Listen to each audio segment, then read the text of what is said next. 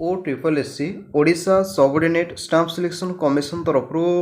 result आसी जाइए जैकि पोस्ट नेम देखुं कि एमपीएसडब्ल्यू फीमेल पोस्ट जो वैकेंसी आसी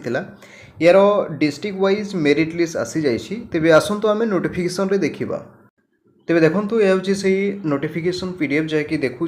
25 सेप्टेम्बर 2024 रिलीज कर ओ ट्रिपल एस सी तरफ जैकि पोस्ट नेम ये देखिपे कि एमपीएसडब्ल्यू फीमेल जो वैकेंसी आसाला 2023 यार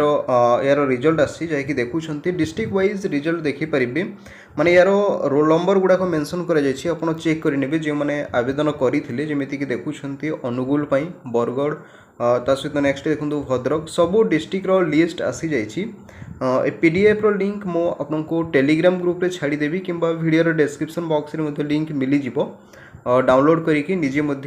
चेक करेंगे जहाँकि सबू डिस्ट्रिक्टर लिस्ट आसी जाइए